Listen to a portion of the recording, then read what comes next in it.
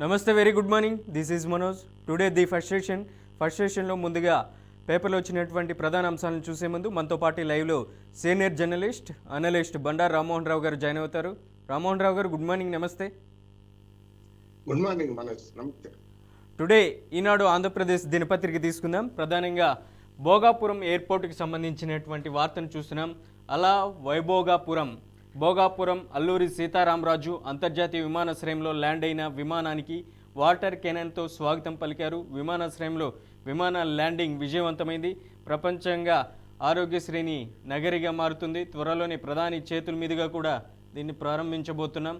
కేంద్ర మంత్రి రామ్మోహన్ నాయుడు ఇక్కడ ఉన్నటువంటి నిన్నటి రోజున భోగాపురం విమానాశ్రయం అంతర్జాతీయ విమానాశ్రయం ప్రారంభించే దానికంటే ముందు ప్రధానంగా అక్కడ ఉన్నటువంటి విమానయాన సంస్థ అధికారులతో కూడా ఆయన సమావేశమయ్యారు. ప్రధానంగా విమానం నుంచి బయటకు వస్తున్న కేంద్ర మంత్రి రామ్మోహన్ నాయుడు, చిత్రంలో విమానయాన సిబ్బంది, అలాగే విమానయాన శాఖ అధికారులు కూడా ఉన్నారు. విజయనగరం జిల్లాలోని భోగాపురం ప్రాంతం ప్రపంచ అగ్రశ్రేణి నగరంగా త్వరలోనే మారబోతుందని విమానయాన శాఖ మంత్రి కింజరపు రామ్మోహన్ నాయుడు పేర్కొన్నారు. శంషాబాద్, ఢిల్లీ విమానాశ్రయాలకు ధీటుగా భోగాపురం ఎయిర్పోర్ట్ని నిర్మించామనేసి కూడా కేంద్ర విమానయాన శాఖ మంత్రి రామ్మోహన్ నాయుడు చెప్పుకొచ్చారు. ఎలా చూడొచ్చు అంటారు? తొలి అంతర్జాతీయ విమానాన్ని డొమెస్టిక్ ఎయిర్లైన్స్ని తొలుత ప్రారంభించారు. ఇక ఒక 6-7 నెలల్లోనే ఇంటర్నేషనల్ ఎయిర్లైన్స్ను కూడా ప్రారంభించబోతున్నాం అనేసి కూడా విమానయాన శాఖ అధికారులు తెలియజేస్తున్నారు.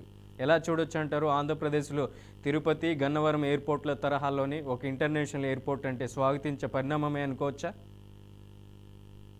ఖచ్చితంగా మనోజ్. ఎందుకంటే భౌగోళికంగా మనకు ఇప్పుడున్న విభజిత ఆంధ్రప్రదేశ్, అటు రాయలసీమ, మధ్యాంధ్ర, అట్లాగే మనకు ఉత్తరాంధ్ర 3 భాగాలు విభజిస్తే ఇప్పుడు 3 విభాగాలకు 3 భౌగోళిక ప్రాంతాలకు 3 విమానాశ్రయాలు మంచి వేసినట్టు లెక్క. ఎందుకంటే మనకు తిరుపతి ఎట్లాగో మంచి అంతర్జాతీయ విమానాశ్రయం ఉన్నది, కానీ శంషాబాద్ అంతా కాదు కదా, అన్ని విమానాలు అక్కడ పోవు కదా. అలాగే మనకు గన్నవరం కూడా ఉన్నది, విజయవాడ దగ్గర. ఇక విశాఖపట్నం ఉత్తరాంధ్రకు ఒక వరం అంటున్నాను. ఉత్తరాంధ్రకే కాదు, మొత్తము ఇక పైనుంచి పై దాకా అంటే పైన మనకు మళ్ళీ కలకత్తా దాకా, మన భువనేశ్వర్ దాకా పెద్ద విమానాశ్రయం లేదు మనకి.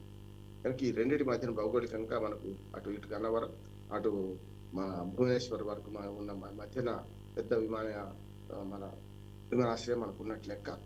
మంచిది అంటున్నాను. ఎందుకంటే నిన్ననే వర్గం ప్రారంభించకుండానే ప్రారంభించినట్టు 96% పనులు పూర్తయినాయి. ఒక అంతర్జాతీయ విమానాలు దిగడానికి మాత్రం కొంచెం ఏర్పాటు చేయాల్సి ఉన్నది. ఇప్పటికే సిగ్నలింగ్ వ్యవస్థ విమానం దిగిందంటే ఆల్మోస్ట్ 100% పని పూర్తయినట్టు లెక్క. ఇండియన్ విమానం దిగిందంటే అక్కడ సిగ్నలింగ్ వ్యవస్థతో సహా అన్ని పూర్తి స్థాయిలో అయినట్టే లెక్క. కనుక నిన్న మొట్టమొదటి ఎవరు ధైర్యం చేయాలటువంటిది మన యువ నాయకుడు, అట్లాగే కేంద్ర మంత్రి, మాజీ మన దివంగత నాయుడు కొడుకు. ఆయన అద్భుతంగా పనిచేస్తున్నారు. ముఖ్యంగా మనకు వరం ఏంటంటే కొన్ని ప్రభుత్వంలో విమానయాన శాఖ రావడం, అంటే మన మంత్రికి, మన తెలుగు మంత్రికి. అందుకనే దానివల్ల చాలా వీలైన తొందరగా పూర్తి చేసుకునే ప్రయత్నం చేసినాం. కాకపోతే సన్నాయి నొక్కులు వస్తూనే ఉంటాయి. మేమే అన్ని అనుమతులు తెచ్చామని ఇటు వైసీపీ అంటుంది. కాదు, ఇప్పుడు మేము వచ్చిన తర్వాత 22 నెలల్లో వేగవంతం చేసామంటున్నారు. ఎప్పుడైనా అభివృద్ధి నిరంతర ప్రక్రియ, అభివృద్ధి కంటిన్యూటీ ఉంటుంది ఎప్పుడు కూడా. అంటే మేం చేసాం అంటే కేంద్ర విమానయాన సంస్థ అనుమతి ఇవ్వకుండా ఏం చేయలేదు కదా మీరైతే మరి.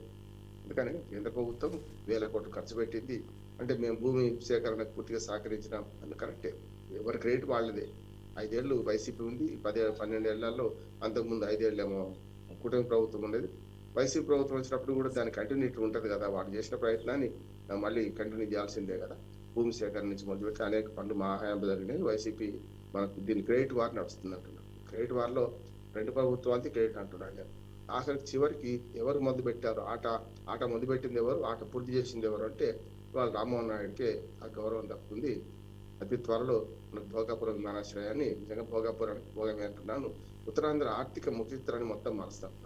ఒకవేళ ఇప్పుడు హైదరాబాద్ కదా గ్రేటర్ మన ఓఆర్ఆర్ ఎట్లానో, ఇవాళ విమాన రంగంలో మాత్రం తప్పక విశాఖపట్నం నుంచి ఇప్పుడు విశాఖపట్నం విమానాశ్రయం సరిపోదు. మనకు బేగంపేట విమానాశ్రయంగా మిగిలిపోతుంది, అట్లా మిగిలిపోతుంది. అట్లా 40-50 కిలోమీటర్ల లోపే మరొక మంచి విమానాశ్రయం రావడం వల్ల అటు పక్కన విజయనగరం జిల్లాకు ఇప్పుడు మొత్తం అంతా కలిస్తే 97 కిలోమీటర్లు విశాఖపట్నం నుంచి శ్రీకాకుళం వరకు. ఆ 100 కిలోమీటర్ల లోపట్నే మరి మధ్యం రావడం వల్ల ఇప్పుడు అటు పక్కన శ్రీకాకుళం, విజయనగరం జిల్లాల వాళ్ళకు కూడా చాలా దగ్గరగా విమానాశ్రయం వచ్చినట్లు లెక్క. విశాఖపట్నం పోయిన దానికంటే 40 కిలోమీటర్ల ముందుగానే వాళ్ళు విమానం ఎక్కడానికి అవకాశం ఉంటుంది. ఉత్తరాంధ్ర ఆర్థిక పరిస్థితులు కూడా మారుతున్నాయి.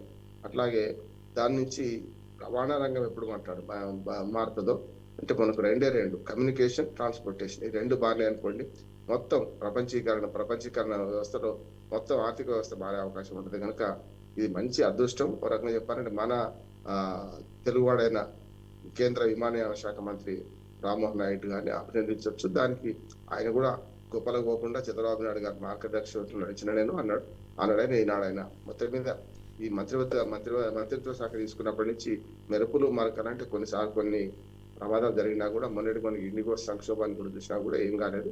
మొత్తం మీద ఇవాళ విమానయాన శాఖ అద్భుతంగా దూసుకుపోతున్నాం చెప్పొచ్చు. రైట్, నెక్స్ట్ మరో టాపిక్ తీసుకుందాం. ప్రపంచ తెలుగు మహాసభలు గుంటూరు వేదికగా 2వ రోజు జరుగుతున్నాయి. ఇవాళ 3వ రోజు చివరి రోజు కావడంతో అక్కడికి పెద్ద ఎత్తున తెలుగు సంబంధించినటువంటి సాంస్కృతివాదులు అలాగే అక్కడ ఉన్నటువంటి ఎవరైతే ప్రొఫెసర్లు కూడా రానున్నారు 3వ రోజు. దానికి సంబంధించినటువంటి వార్తను మనం చూస్తున్నాం. 50 దేశాల్లో తెలుగు మాట్లాడుతూ ఉండడం గొప్పతనానికి నిదర్శనం. ఇంగ్లీష్ అధిక వినియోగంతో తెలుగు లాంటి ప్రాచీన భాషలపై ప్రతికూల ప్రభావం. 3వ ప్రపంచ తెలుగు మహాసభలు మారిషస్ అధ్యక్షుడు ధరంబీర్ గోకుల్. ప్రధానంగా ఈ వార్తని మనం ఈనాడు ఆంధ్రప్రదేశ్ దినపత్రికలో చూస్తున్నాం. మారిషస్ అధ్యక్షుడు ధరంబీర్ గోకుల్కు భారత మిత్ర అవార్డు ప్రదానం చేస్తున్న జ్యోతిష్ మఠ్ ఉత్తరాధికారి. ఇక ముకుంద నందగిరి శంకరాచార్య మహారాజ్, వేదికపై ఎమ్మెల్యే మండలి బుద్ధప్రసాద్, శాసనసభ స్పీకర్ అయ్యన్న పాత్రుడు, అలాగే గజల్ శ్రీనివాస్, ధరంబీర్ గోకుల్ సతీమణి బృందా గోకుల్, బృందావన్ పార్థసారథి, ఎమ్మెల్సీ రాజేంద్ర ప్రసాద్ తదితరులు ఈ ప్రపంచ తెలుగు మహాసభలకు విచ్చేశారు. అక్కడికి సంబంధించినటువంటి ఇమేజ్ క్లిప్పింగ్ మనం చూస్తున్నాం. ఏదైతే భారత మిత్ర అవార్డు ప్రదానం చేస్తున్నటువంటి ఇమేజ్ క్లిప్పింగ్ మనం ఈనాడు దినపత్రికలో చూస్తున్నాం. ఎలా చూడొచ్చు అంటారు ఈ వార్తను బండారు రామ్మోహన్ రావు గారు? మనోజ్ గారు, రెండు విషయాలు గమనించాలి. ఇప్పుడు మనకి ఏంటంటే ఆంధ్ర సారస్వత పరిషత్ ఆధ్వర్యంలో మొదలైంది. నిన్న 2వ రోజు, ఇవాళ 3వ రోజు. చంద్రబాబు నాయుడు గారు కూడా వస్తానంటున్నారు. ఈ సభలకైతే చివరికి ముగింపు సభలకు వస్తానంటున్నారు.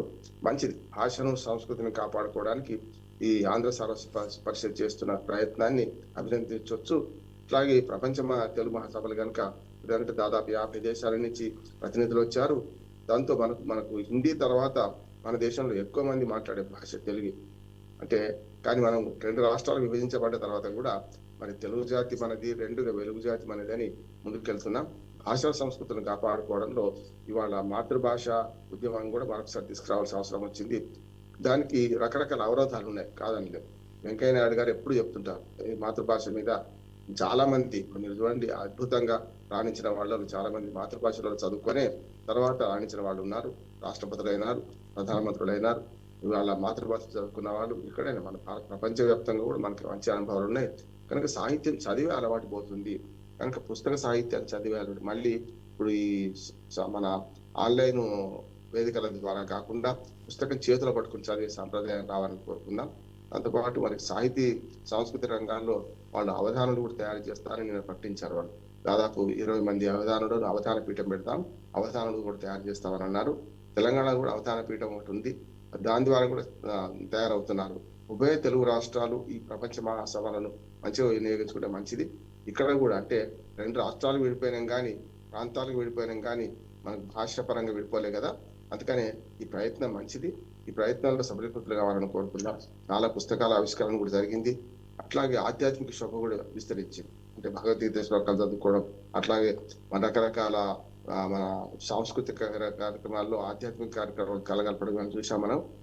గత 2 రోజులుగా కన్నుల పండుగగా జరుగుతుంది. ఇవాళ ముగింపు జరుగుతుంది, 3వ రోజు ముగింపు జరుగుతుంది. ప్రతినిధులకు నాకు తెలిసిన ప్రతినిధులు చాలా మంది అక్కడికి వెళ్ళారు. మంచి ఆదరణ లభించిందని, మంచి వసతి అట్లాగే భోజన సౌకర్యం కూడా కల్పించారని అన్నారు. తెలుగువారి భోజన ప్రియులుగా దాంతోపాటు అవన్నీ కూడా మనకు అందుబాటులో ఉన్నాయని చెప్తున్నారు. ఏదైనా సరే సాహిత్యము, సంస్కృతి, సాంప్రదాయాన్ని ప్రోత్సహించడంలో ఈ తెలుగు మహాసభలు అద్భుతంగా పనిచేసినాయి. అట్లాగే రామోజీ గారు గతంలో చేసిన కృషికి జ్ఞాపకార్థంగా వారి ప్రాంగణం కూడా పెట్టారు. సత్యసాయి ప్రాంగణంగా దీన్ని మొత్తం ప్రపంచ తెలుగు మహాసభ జరిగే ప్రాంగణాన్ని పెట్టారు. గుంటూరు ప్రజలకు ఒక అదృష్టం ఉంది. దీన్ని కన్నుల పండుగ చూసి అదృష్టం మనకు దక్కింది. మనందరికి కూడా ఈ డిజిటల్ మీడియా ద్వారా లేకుంటే మీడియా ద్వారా చూస్తున్నాం. రైట్, నెక్స్ట్ మావోయిస్టులకు సంబంధించినటువంటి ఒక వార్తను చూస్తున్నాం. దేశంలో మావోయిస్టులను అంతం చేయడానికి మార్చి 31 ఆపరేషన్ కాగర్ని ఏదైతే నిర్దేశించుకునిందో అందులో భాగంగానే డెడ్ లైన్ తర్వాత ఒక్క దళమైన మిగలాలి మావోయిస్టులు కొత్త వ్యూహం. తమను నిర్మూలించలేరని మార్చి 31 తర్వాత సవాల్ విసిరే ఎత్తుగడకు మావోయిస్టులు పెద్ద ప్లాన్ వేస్తున్నారు. తిరుపతి నేతృత్వంలో దళాలు కదులుతున్నట్లుగా గుర్తింపు. కేంద్ర కమిటీలోని తెలంగాణ వారు 4 లొంగుబాటుకున్నో డెడ్లైన్ ముగిసే వరకు ప్రాణాలు కాపాడుకోవడంపైనే ప్రధానంగా దృష్టి సారించాలంటూ కూడా తిరుపతి ఆధ్వర్యంలో కూడా మావోయిస్టు దళ సభ్యులకు అక్కడ సూచిస్తున్నటువంటి పరిస్థితి ఉంది. ఎలా చూడొచ్చు అంటారు ఈ వార్తని? మనోజిత్, 2 దేశాల మధ్య యుద్ధం కాదు కదా, ఒక విధానాల మధ్య యుద్ధం. అంటే భూమి కోసం, భుక్తి కోసం, విముక్తి కోసం వాళ్ళు పోరాడే క్రమంలో వాళ్ళు సర్వస్వం త్యాగం చేసి అందులో వెళ్ళారు. పోరాట మార్గం తప్పంటున్నాడు. అంటే భూమి, భుక్తి, విముక్తి కావాల్సింది ఈ సామ్రాజ్యవాద అట్లాగే ఆర్థిక విధ్వంస ప్రభుత్వం మీద. కానీ తుపాకీ ఓటం ద్వారా సాధిస్తామని సరైనది కాదు. ఓటు ఉన్నది, బ్యాలెట్ ద్వారా, బుల్లెట్ ద్వారా కాదు, బ్యాలెట్ ద్వారా సాధించాలి. ప్రజాస్వామ్యంలో ఉన్న ఫ్లేవర్ అదే కదా. తప్పులు జరుగుతున్నాయి ప్రజాస్వామ్యంలో. డబ్బు, మనీ అండ్ లిక్కర్ పవర్ నడుస్తున్నది. వాళ్ళు ఉన్నవాడు మరింత ఉన్నవాడు తయారవుతున్నారు. ఆర్థికంగా అసమానత పెరుగుతున్నాయి. ఇవన్నీ తగ్గడం లేదు. కానీ వాళ్ళ ఆవేదన ఏంటంటే ఆ ఆవేదనకు తగ్గ పోరాట రూపాన్ని ఎంచుకోకపోవడమే తప్పడుతున్నారు.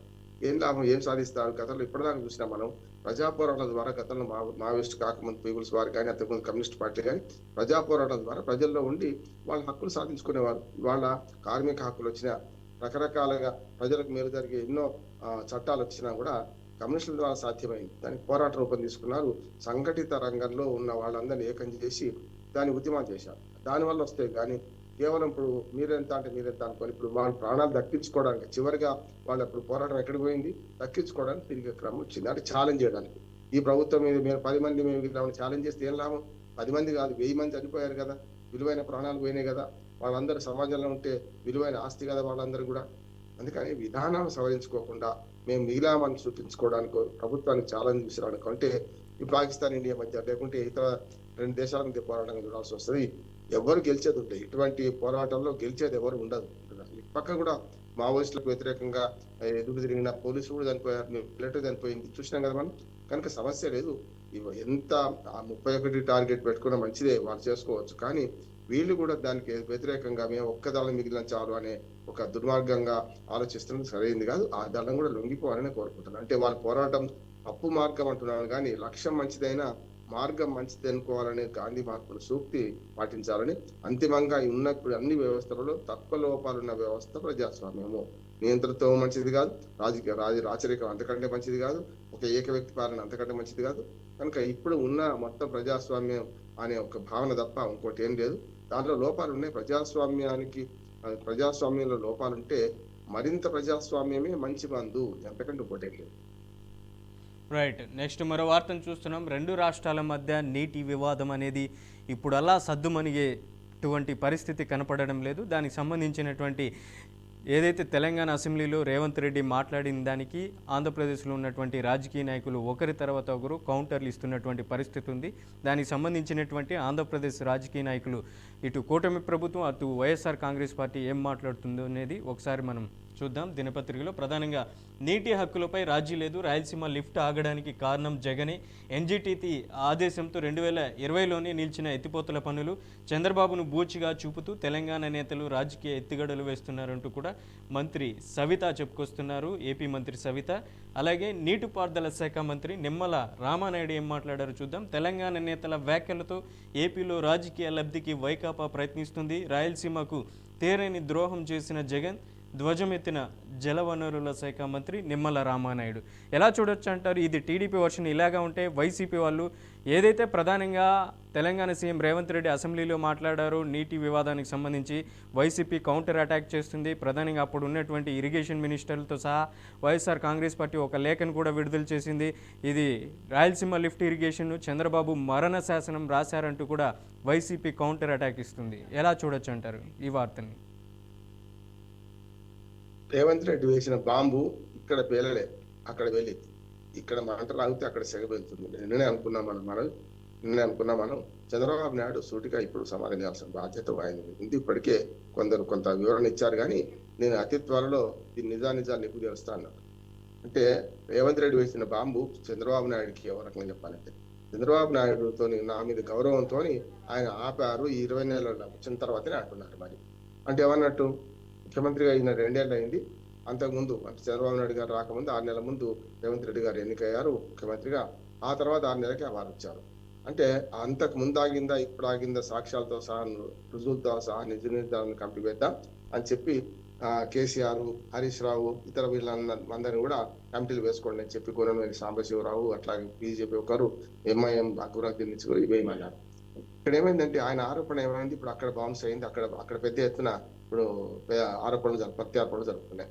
చంద్రబాబు నాయుడు తెలంగాణ ముఖ్యంగా తెలుగు నేలకు ముఖ్యంగా రాయలసీమకు నేల నష్టం చేసిండు అనే మాటను వైసీపీ ఒక ఆయుధంగా వాడుకుంటుంది. వైసీపీ వర్సెస్ టీడీపీ అయిపోయింది అక్కడ, అంటే కూటమి ప్రభుత్వం అయిపోయింది. సరే జనసేనను వీళ్ళు ఏం మాట్లాడరు కానీ ముఖ్యంగా టీడీపీ వర్సెస్ మన వైసీపీ అయిపోయింది అక్కడ పరిస్థితి చూస్తున్నారు. అంటే ఒక రకంగా చూడాలంటే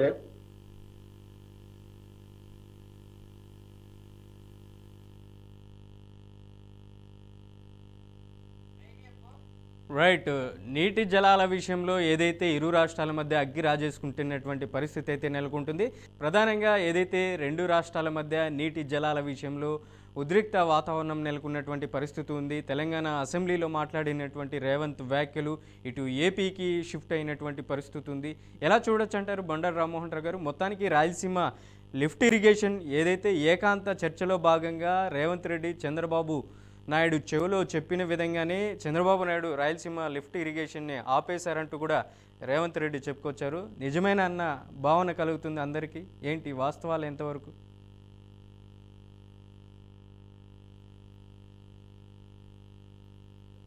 అంతే కదా, క్లోజ్ డోర్ సర్క్యూట్ లో క్లోజ్డ్ మీటింగ్ లో మాట్లాడుకున్నాం, దానివల్ల ఆగింది. కానీ ఆగింది ఇప్పుడు కాదు, జగన్మోహన్ రెడ్డి గారి హయాంలో ఆగింది అది చెప్పి, వీరు ముఖ్యమంత్రి కాకముందే జగన్మోహన్ రెడ్డి గారి హయాంలో ఆగిందని చెప్పి ఇటుపక్క మనకు బీఆర్ఎస్ కూడా అంటుంది. బీఆర్ఎస్ కూడా కొన్ని ఆధారాలు చూపెడుతున్నాయి. అప్పుడు ఎన్జిటిలో మేము అప్లికేషన్ పెట్టినాం, ఎన్జిటిలో అభ్యంతరాలు వ్యక్తం చేసినాం. ఎన్జిటి పర్మిట్ రాకుండా ఆపే మంచి స్టే ఇచ్చింది.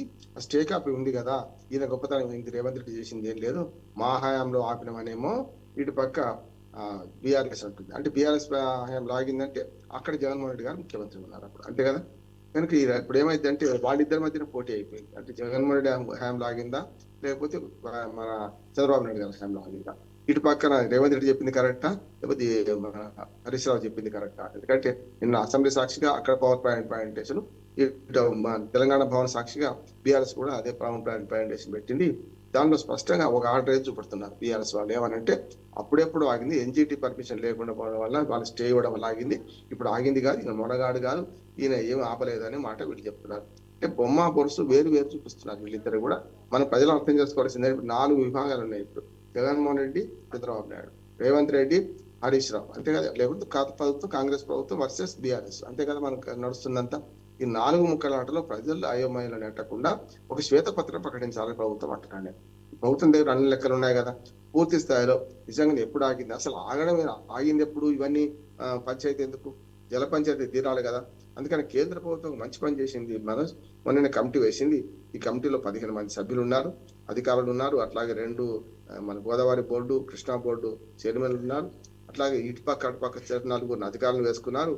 అందరూ కలిసి ఉభయ కుశలోపరి ఎట్లా చేస్తే బాగుంటది, ఏ రకంగా ఈ 2 రాష్ట్రాలకు న్యాయం జరుగుతుంది, ఉన్నది ఎట్లా పంచుకుందామని ఆలోచన చేద్దామా, లేకపోతే పార్టీల పంచాయతీలో క్రెడిట్ వార్ ఎవరిది, లేకుంటే దుర్మార్గం ఎవరిది, అన్యాయం ఎవరిది అని మాట్లాడుకుంటే మాత్రం ఈ జగన్ పంచాయతీ అవుతుంది. ఇప్పుడైనా సరే కేంద్ర ప్రభుత్వం వీలైన తొందరగానే మరి ఈ కమిటీ సభ్యులను సమావేశపరిచి మొత్తం మీద ఒక పరిష్కారానికి వస్తే మంచిగా ఉంటుంది అనిపిస్తుంది నాకు. ఎండాకాలం లోపుడు ఏవైతే డీమ్డ్ ప్రాజెక్ట్స్ అంటే మొదలుపెట్టిన ప్రాజెక్ట్స్ ఉన్నాయో అవన్నీ కూడా పూర్తి స్థాయిలో అనుమతులు ఇస్తే బాగుంటది. దానికోసమే కదా నల్లమల సాగర్ ఆపమని చెప్పి మళ్ళీ ఇప్పుడు సుప్రీంకోర్టు 2 పిటిషన్లు పడ్డాయి. ఇప్పుడు ఏంటంటే తెలంగాణ ప్రభుత్వం ఇమ్మీడియట్ పిటిషన్ వేసింది, దాని మీద కౌంటర్ ఇవ్వడానికి టైం అడిగింది. వాళ్ళ 2 విచారణకు వస్తున్నాయి సుప్రీంకోర్టులో. తెలంగాణ ప్రభుత్వం ఈ నల్లమల సాగర్ ఆపమని దానికి ఆదేశాలు ఇవ్వాల్సిందిగా, దానికి సంబంధించిన ఎలాంటి ప్రొసీడింగ్స్ నడవకుండా ఆపమని సుప్రీంకోర్టులో కేసు వేసింది. దానికి వ్యతిరేకంగా ఏపీ కూడా తన వాదన వినిపిస్తుంది. అట్లాగే సుప్రీంకోర్టులో మరో కేసు పడ్డది.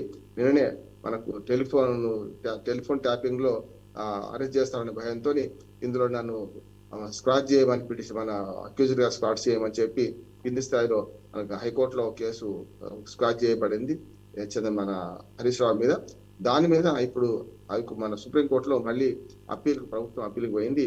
అది కూడా ఇవాళ విచారణకు వచ్చేది. అంటే కీలకమైన తెలుగు రాష్ట్రాలకు సంబంధించిన 2 కీలకమైన అంశాలు ఇవాళ సుప్రీంకోర్టులో ప్రస్తావనకు వస్తున్నాయి. ఏమవుతుందో చూద్దాం. రైట్. అదే ఫోన్ ట్యాపింగ్ సంబంధించినటువంటి మీరు మాట్లాడుతున్నటువంటి విధంగానే ఆ వార్త కూడా ప్రచురించారు. మనం చూస్తున్నాం దినపత్రికలో. ట్యాపింగ్లో కేటీఆర్ పాత్ర ఏంటి? శ్రవణ్ రావు, రవిపాల్తో ఏం సంబంధం? ఎమ్మెల్సీ నవీన్ రావుకు సిట్ ప్రశ్నలు. ట్యాపింగ్ బాధితులపై కొత్త సిట్ దృష్టి మరోసారి విచారించేందుకు సన్నద్ధమవుతుంది. నిందితుల సహా కొందరు బీఆర్ఎస్ పెద్దలను విచారణకు పిలిచే ఛాన్స్ అనేసి కూడా వార్తను మనం చూస్తున్నాం. ప్రధానంగా ఈ ఫోన్ ట్యాపింగ్ విషయంలో ఎవరైతే మాజీ మంత్రి హరీష్ రావు కూడా నోటీసులు ఇచ్చే అవకాశం కూడా కనిపిస్తుంది. ఫోన్ ట్యాపింగ్లో ప్రధానమైనటువంటి పాత్ర వెనుకుండి నడిపిస్తున్నది కూడా మాజీ మంత్రి హరీష్ రావు అనేసి వార్తలు గుప్పుమంటున్నటువంటి నేపథ్యంలో ఇది ఎటువంటికి దారి తీసే అవకాశం ఉంటుందంటారు? ఇవాళ జరుగుతుంది అదే. అంటే ఇక్కడ స్పాష్ పిటిషన్ అలౌ చేసింది కనుక హరీష్ రావుది దాని మీద సుప్రీంకోర్టు జరుగుతుంది. నవీన్ రావు కూడా నిన్న ప్రత్యేకంగా చెప్పారు కూడా, నన్ను మీరు అడిగిన ప్రశ్నలే నేను అడగలేదు, రొటీన్ ప్రశ్నలు అడిగాను, సమాధానం ఇచ్చాను, నా దగ్గర ఉన్న సమాచారం ఇచ్చేశాను, నాకు ఏం సంబంధం లేదు చెప్పేశాను, కొత్తగా మీరు ప్రెస్ వాళ్ళు అడుగుతున్న ప్రశ్నలు మాత్రం అక్కడ వాళ్ళు అడగలేదని చెప్పి క్లారిటీ ఇచ్చారు. అట్లాగే వ్యక్తుల మధ్య సంబంధాల గురించి ప్రశ్నించారు, నాకు ఏం సంబంధం ఉంది ఏం లేదు చెప్పారని ఆయన అంటున్నారు. నవీన్ రావుది అయిపోయింది. ముఖ్యంగా సజ్జనార్ వచ్చిన తర్వాత మనోజ్ కొంచెం వేగవంతమైంది. 2 ఏళ్ళు అయిపోయింది కదా ప్రభుత్వం వచ్చి, ఆల్మోస్ట్ ఆల్ దీని మీద కమిషన్ వేసి కూడా 2 ఏళ్ళు కావస్తున్నది.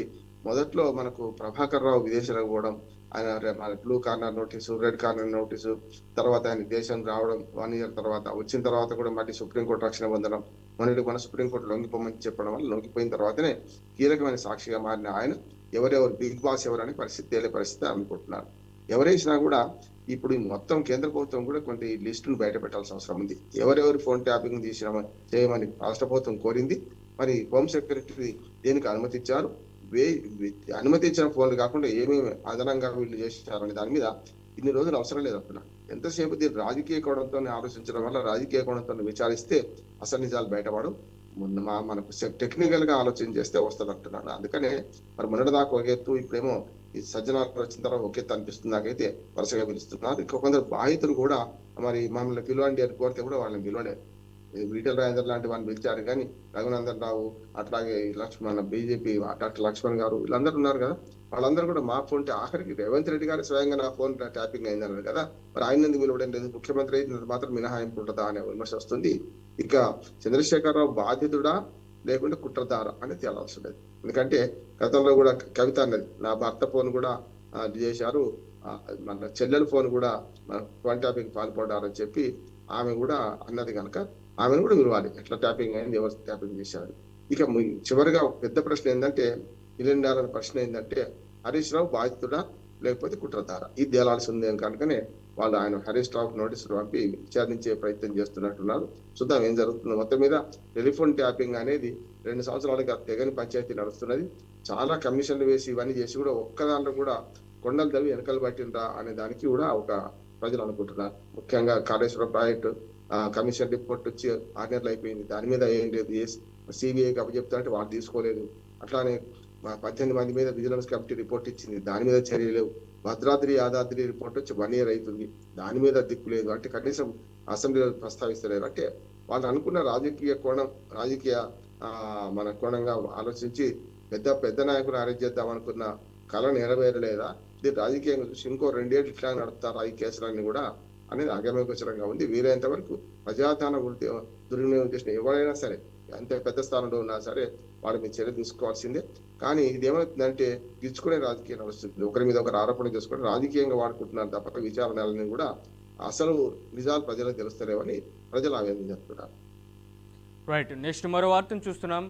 ఏదైతే కేంద్ర కాంగ్రెస్ అగ్రనాయకత్వం మొత్తం ఏపీకి తరలి వెళ్ళనుంది. ప్రధానంగా ఏదైతే మహాత్మా గాంధీ గ్రామీణ ఉపాధి హామీ పథకంలో కేంద్ర ప్రభుత్వం తీసుకున్నటువంటి నిర్ణయానికి వ్యతిరేకంగా కాంగ్రెస్ అగ్రనాయకత్వం ఏదైతే 2006 సంవత్సరం ఆంధ్రప్రదేశ్లోని అనంతపురం జిల్లా సింగనమల నియోజకవర్గం బండ్లపల్లి గ్రామంలో ఈ గ్రామీణ ఉపాధి హామీ పథకానికి అప్పటి ఉన్నటువంటి ప్రధాని మన్మోహన్ సింగ్ శ్రీకారం చుట్టారు.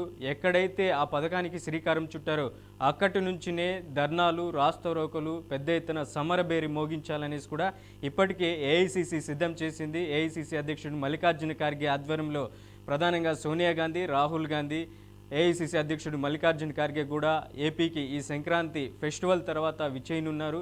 సంక్రాంతి ఫెస్టివల్ తర్వాతనే కార్యాచరణను కూడా సిద్ధం చేసేటువంటి అవకాశం కనిపిస్తుంది. దానికి సంబంధించినటువంటి వార్తను కూడా మనం ఈనాడు దినపత్రికలో చూస్తున్నాం. 10 నుంచి ఉపాధి హామీపై ఆందోళనకు కాంగ్రెస్ ప్రణాళిక సిద్ధం చేస్తుంది. జాతీయ సమన్వయ కమిటీలో మంత్రి సీతక్కకు కూడా చోటు దక్కినటువంటి పరిస్థితి ఉంది. మొత్తం అన్ని రాష్ట్రాల్లో కాంగ్రెస్ నిరసన గళాన్ని వినిపించబోతుంది అనేటువంటి వార్తను మనం చూస్తున్నాం. ఎలా చూడొచ్చు అంటారు ఈ వార్తని? కాంగ్రెస్ పార్టీకి కోతి కొబ్బరి చెప్ప దొరికినట్టు ఇది ఒక మంచి ఆయుధం దొరికింది. యాక్చువల్ గా ఈ కేంద్ర ప్రభుత్వం తప్పు ఈ చట్ట సవరణ చేయడం, దీనిలో అనేక లొసుగులు పెట్టడం, ముఖ్యంగా పేరు మహాత్మా గాంధీ పేరు తీసేయడం తప్పే. దాంతోపాటు 60-40 సిద్ధాంతం అంటే మొన్నటిదాకా కేంద్ర ప్రభుత్వం 100% ఇచ్చే డబ్బులను 60-40గా మార్చడం, రాష్ట్రాల మీద భారం పెట్టడం, 125 రోజుల పేరు పెంచి అదొక్కటి మంచిదంటే 100 రోజులకే పని దిక్కు లేదంటే 125 రోజుల దిక్కు ఎక్కడిది? ఇప్పుడు తనదూర కంత లేదంటే మెడకు డోల్ లాగా తయారైంది. ఆ 125 రోజులు అనేది కేవలం సాంకేతికంగా పెంచినట్టు చూపిస్తారు కానీ ఇంకోటి ఏం లేదు.